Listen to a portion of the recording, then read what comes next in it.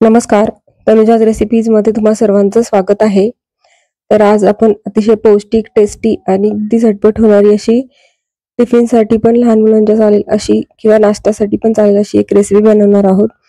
तर आज मी बनवणार आहे मुगाच्या डाळीचा चिला किंवा उत्तप्पा पण म्हणू शकता तुम्ही.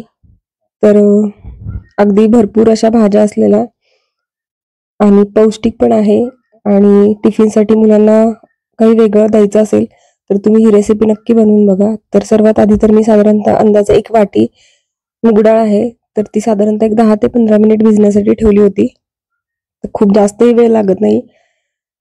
तर मुगाची डाळ भिजण्यासाठी ठेवली आणि बाकीच्या मी भाज्या पण चिरून घेतल्या त्याचबरोबर. आणि डाळ भिजली की त्यानंतर ती मिक्सरच्या भांड्यामध्ये काढून घेतली आहे.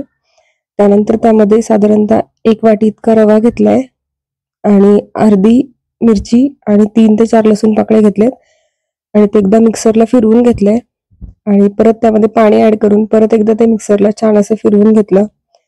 अगदी सोपी रेसिपी आहे. तर थोडंसं बाइंडिंग चांगलं यावं, ते तुटू नयेत म्हणून आपण त्याच्यामध्ये थोडासा रवा टाकलाय. तर पौष्टिकही आहे आणि आता थंडीचे दिवस आहेत त्यामुळे भाज्या पण भरपूर येतात. तर ज्या पण आपल्याकडे भाज्या अवेलेबल असतील तर त्या आपण याच्यामध्ये ऍड करू शकतो. तर मी यामध्ये थोडंसं पाणी ऍड केले आणि त्यानंतर भाज्या आहेत. तर गाजर आहे छोटंसं एक किसलेलं, कढीपत्ता बारीक चिरलेला, सिमला मिरची बारीक चिरलेली, टोमॅटो कांदा पण बारीक चिरून घेतलाय आणि कोथिंबीर आहे. तर हे सर्व ऍड केलंय. त्यानंतर त्यामध्ये चवीपुरतं मीठ ऍड करायचंय आणि हे सर्व ज्या भाज्या आहेत ते छान एकत्र मिक्स करून घ्यायचे आणि बघू शकता तुम्ही खूप जास्त घट्ट असं बॅटर नाही बनवायचंय. आणि त्यानंतर लोखंडी तव्यावर बनवते मी. तर तवा छान गरम करून घ्यायचा आहे, त्यावर तेल स्प्रेड करून घ्यायचंय. तर थोडंसं तेल जास्त लागतं सुरुवातीला कारण चिटकू नये खाली तव्याला म्हणून. आणि बॅटर थोडंसं टाकून घेतलंय आणि सर्व बाजूने हाताने ते पसरवून घेणार आहे कारण भाज्या आहेत त्यामुळे ते चमच्याने व्यवस्थित पळीने व्यवस्थित पसरलं जात नाही, त्यामुळे मी ते हाताने पसरवून घेणार आहे. भरपूर अशा भाज्या असलेला आणि पौष्टिक असं ही रेसिपी आहे. तर बघू शकता तुम्ही स्प्रेड करून झालंय आणि थोडंसं भाजून घ्यायचंय आणि वरच्या बाजूने जे आहे तर बघू शकता तुम्ही थोडंसं सुकलेलं आहे आणि तेल थोडंसं स्प्रेड करून परत एकदा सर्व बाजू मोकळ्या करून घ्यायचे त्याच्या कडा आणि पलटवून आपल्याला 1-2-3 मिनिट दोन्ही बाजूने पलटवून छान असं भाजून घ्यायचे.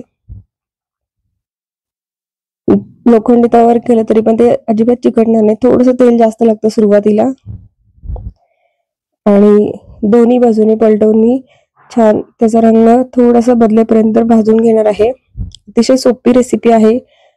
रोज रोज काय बनवायचं असा प्रश्न असतो मुलांच्या टिफिन साठी सुद्धा. आणि थंडीमध्ये तर सर्वच भाज्या खूप छान फ्रेश मिळतात आणि त्याचं पौष्टिक पण आहे ही रेसिपी. तर तुम्ही रेसिपी ही नक्की करून बघा. रेसिपी आवडल्यास रेसिपीला लाईक करा, कमेंट करा, शेअर करा आणि तनुजाच रेसिपीला सबस्क्राईब केलं नसेल तर नक्की सबस्क्राईब करा आणि बेल आयकॉनवर क्लिक करा जेणेकरून येणाऱ्या ज्या नवीन नवीन रेसिपीज आहेत तर त्याच्या नोटिफिकेशन तुम्हाला सर्वात आधी मिळतील. तर बघू शकता तुम्ही लहान मुलांना जरा असं डेकोरेटिव्ह असेल ना तर ते फार आवडतं. त्यामुळे मी हे मधोमध कट करते आणि त्याचे 4 भाग करणार आहे कारण प्लेटमध्ये असेल किंवा डब्यामध्ये असेल थोडंसं डेकोरेटिव्ह बनवलं तर खाणाऱ्यालाही खूप आवडतं.